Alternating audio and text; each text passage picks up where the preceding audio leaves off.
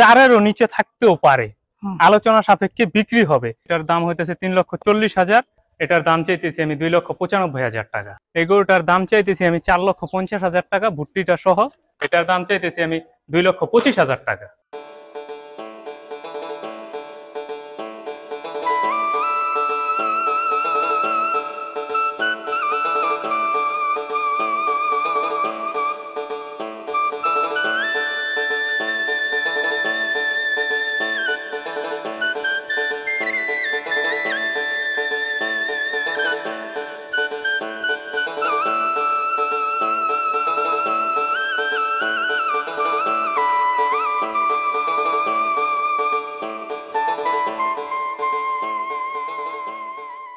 আপনারা দেখতেছেন যে আমার এই অস্ট্রেলিয়ান ক্রস জাতের গরুটার সাথে আমি এই ভুট্টি গরুটা আর কি ফ্রি দিতেছিলাম।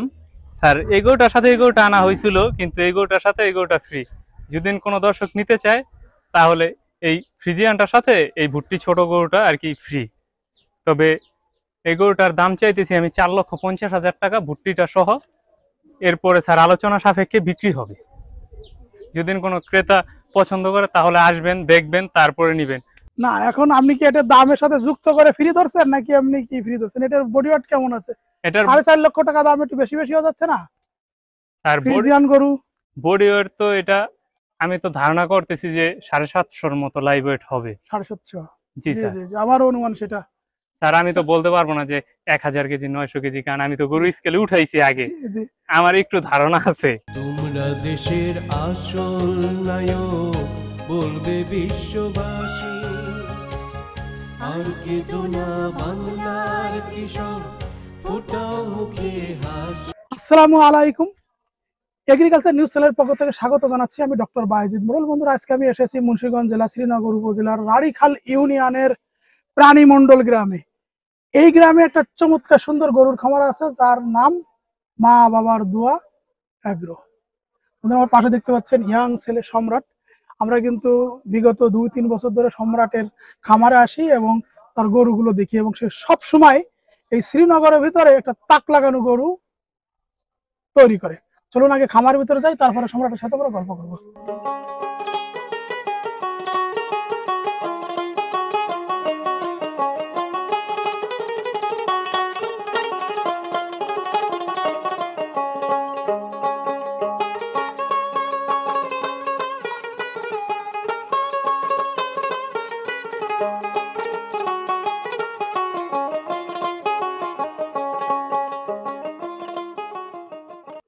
মাশাআল্লাহ মাশাআল্লাহ মাশাআল্লাহ, মহান পাক রব্বুল আলামিনের সুন্দর সৃষ্টি দেখলে অবশ্যই পাক রব্বুল আলামিনের প্রশংসা করতে হয়। চমৎকার সুন্দর গরু প্রস্তুত করেছে এবছর কুরবানির জন্য। সম্রাট, আমারে কি পরিমাণ গরু আছে? স্যার আমি তো এখনো ওই পরিমাণে বড় খামারি হইতে পারি না, আমি একজন প্রান্তিক লেভেলে আছি। আমি আর কি একজন উদ্যোক্তা, আমি উদ্যোগ নিতেছি, দেখতেছি কিভাবে আগানো যায়। সেই পর্যায়ক্রমে আমি এখন 12টি গরু বানাইছি, 12টি গরু রেডি করছি। এর ভেতরে স্যার 4টা গরু বাইরে আছে, ভেতরে আরো গরু আছে, এর চাইতে ছোটও আছে, এর চাইতে বড়ও আছে। কোনটার বডি ওয়েট কেমন আছে, কুরবানি উপলক্ষে কোনটার দাম কেমন চান, যদি আমাদের দর্শকদেরকে একটু বলেন। স্যার আমার গরু, আমি তো এখন পর্যন্ত স্কেল আমার কাছে নাই, ওরকম ভাবে আমার ধারণাও নাই এক্স্যাক্টলি যে আমার গরু কোনটা কতটুকু লাইভ ওয়েট আছে। স্কেল আমি এক্স্যাক্টলি সঠিকভাবে বলতে পারবো না, তবে আমি ধারণার স্বার্থে আর কি বলতেছি যে এগুলা সব গরুগুলাই 550 কেজি 600 কেজির ভেতরেই থাকবে। এখানে যে 4টি গরু আছে, গরুর সৌন্দর্য দেখলাম, তাদের চাঞ্চল্যতা দেখলাম, তাদের যে ছুটাছুটি, যেটা সুস্থ সবল গরুর যে গুণ, সেগুলো দেখলাম। স্যার এই গরুটা হইতেছে আমার দেখা মতে, আমি শ্রীনগরে মোটামুটি শ্রীনগর থানা যে কটা ফার্ম আছে আমি সব কটা ফার্মে গেছি, টুকটাক একটু তাদের সাথে কথাবার্তা হয়েছে। কিন্তু দেশাল গরু এত সুন্দর চোট, ওর মাথা, ওর স্ট্রাকচার, এত সুন্দর গরু শ্রীনগর থানায় কোনো খামার আমি দেখি নাই। হয়তো বা আনাচে কানাচে থাকতে পারে, আমি সেটা বলতে পারি না, কিন্তু আমার দেখা মতে এটার চাইতে সুন্দর গরু শ্রীনগর থানায় দেশাল গরু নাই।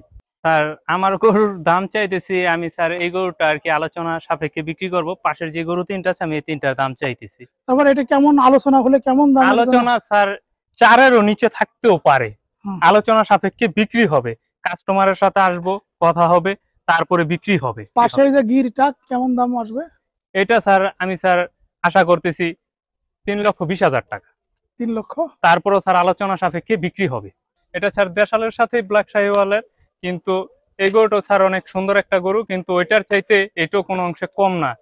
কিন্তু তারপর আমি এটা বলতেছি, এটার দাম হইতেছে 3,40,000। তারপরও স্যার আলোচনা সাপেক্ষে বিক্রি হবে। পরেরটা পরেরটা স্যার 3,40,000 টাকা, আলোচনা সাপেক্ষে বিক্রি হবে এটাও।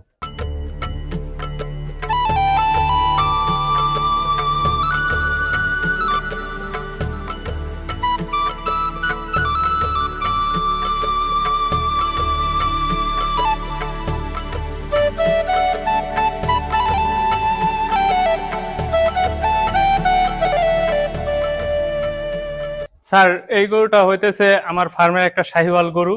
হুম। এটা স্যার এটার দাম চাইতেছি আমি 2,95,000 টাকা, আলোচনা সাপেক্ষে বিক্রি হবে। এটা স্যার আমার ফার্মের একটা দেশাল গরু। এটা অনেক হাইটের একটা গরু, এটা আপনারা দেখতেছেন ক্যামেরায়। এটার দাম চাইতেছি আমি 3,20,000 টাকা। আমাদের দেশে যে গিরগুলো পাওয়া যায় ওইগুলা, এটার দাম চাইতেছি আমি 2,25,000 টাকা, আলোচনা সাপেক্ষে বিক্রি হবে। স্যার এই যে এটা একটা শাহিওয়াল গরু, এটা যদি কেউ নিতে চায় তাহলে স্যার এটার দাম পড়বে 3,40,000 টাকা। পাশের গ্রামে থেকে কিনছি, যদি কেউ নিতে চায় ওর দাম পড়বে 1,85,000 টাকা, তারপর আলোচনা সাপেক্ষে বিক্রি হবে। এটা আমি দাম চাইতেছি 2,90,000 টাকা, আলোচনা সাপেক্ষে বিক্রি হবে।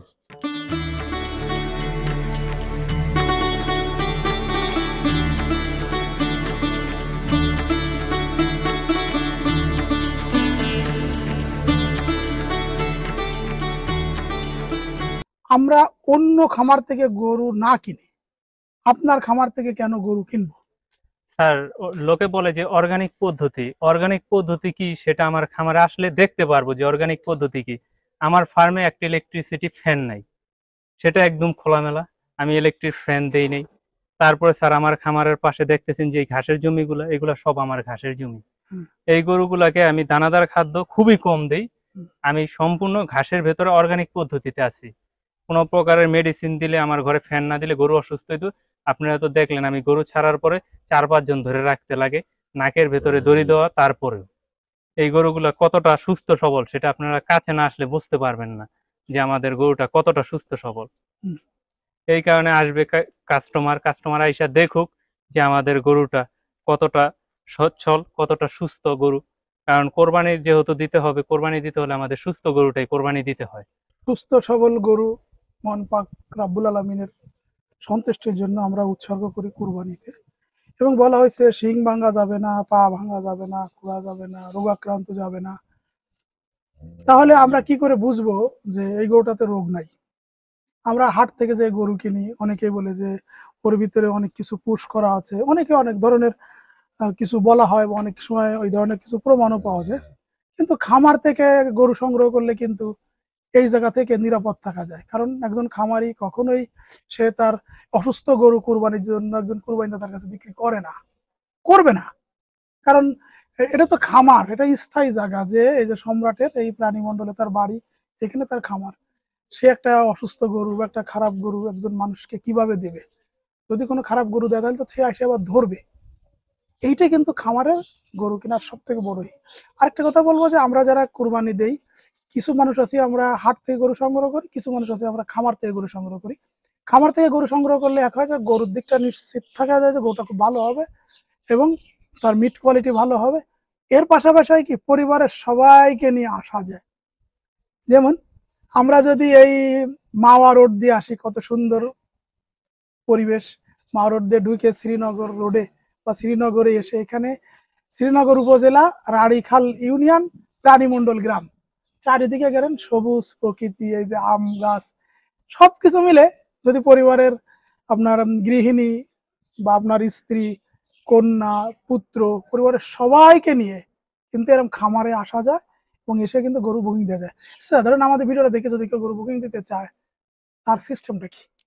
স্যার সিস্টেম হইতেছে যে আমার খামারে থেকে যদি কেউ গরু বুকিং দেয় তাহলে কোরবানি ঈদ পর্যন্ত খাবার কোনো টাকা লাগবে না। যদি ঈদের 1-2 দিন আগে নেয়, আমরা যেই খাবারগুলো খাওয়াই সেই খাবারগুলোও দিয়ে দিব। সাথে আমার কাঁচা ঘাস আছে অনেক, আমি কাঁচা ঘাসও দিয়ে দিব। যদি কেউ গরু বুকিং দিতে চায় 25% টাকা অ্যাডভান্স করবে আমাকে, তার বাকি টাকা গরু নেওয়ার সময় দিয়ে দিবে। মাশাআল্লাহ, মাশাআল্লাহ। ক্রেতাদের দৃষ্টি আকর্ষণ করে বলছি, আমি একজন উদ্যোক্তা। আমি আপনাদের জন্য গরু লালন পালন করি প্রত্যেক বছর, আমি আপনাদেরকে দেওয়ার জন্য। আপনারা সকলে আসবেন আমার খামারে, গরু নেন বা না নেন, একবার এসে খামারটা ঘুরে দেখে যান, তাহলে আমার ভালো লাগবে, আমি একটু আনন্দ পাবো, আমি উৎসাহিত হয়ে আগামী বছর আরো কিছু গরু লালন পালন করতে পারবো। আপনাদের কাছে আমার এই অনুরোধ রইল। আমি কিন্তু এই সম্রাটের খামারে গত 23-এর কুরবানির আগে আসছি, 22-এর কুরবানির আগে আসছি। তখন তার খামারটা ছিল ছোট্ট একটা জায়গা, অল্প একটু ওরকম 8-10-12টা গরু ছিল। হ্যাঁ, সেইখান থেকে কিন্তু সম্রাট একটা রাস্তার পাশে একটা ভালো শেড বানিয়েছে। দেখছেন যে শেডের ভিতরে কোনো ফ্যান নাই, মানে ভালো পরিবেশ। সে একজন নতুন উদ্যোক্তা, ইয়াং, এখনো বিবাহ করি নাই। সে চায় এই সেক্টরে কাজ করতে, এই সেক্টরে ভালো কিছু কাজ করতে। তাহলে আমাদের কিন্তু সবার উচিত যে এদেরকে সহযোগিতা করার। আমরা যদি তাদের খামার থেকে গরুটা সংগ্রহ করি, তাহলে কেন সে উৎসাহিত পালো। তার যে 12টা গরু আছে, 12টা গরু বিক্রি হয়ে গেলে সে উৎসাহিত হলো। সামনের বছর দেখা গেল সে 20টা-25টা গরুতে সে চলে যাবে। তারপরে এইভাবে সে আস্তে আস্তে কিন্তু আরো বড় করতে পারবে। আমাদের সবারই উচিত, আমরা তো কুরবানি দিব, তা এরকম ইয়াং ছেলে বা এরকম প্রান্তিক পর্যায়ে যারা আছে, তাদের কাছে যদি গরুটা সংগ্রহ করি, তাহলে কিন্তু এরা উৎসাহিত হবে, এরা নিশ্চয়তা পাবে যে আমি এই সেক্টরে যদি বিজনেস করি তাহলে আমার টাকাটা ব্যাক হবে, কিছু টাকা লাভ হবে, সংসার চালাতে পারবো, এবং তারা উৎসাহিত হয়ে আরো বড়ভাবে প্ল্যান করতে হবে। বন্ধুরা, আমাদের ভিডিওটা এখানে শেষ করছি। সবাই ভালো থাকুন, আল্লাহ হাফেজ। আর কেঁদো না বাংলার কৃষক, ফোটাও মুখে হাসি। তোমরা দেশের আসল নায়ক, বলবে বিশ্ববাসী।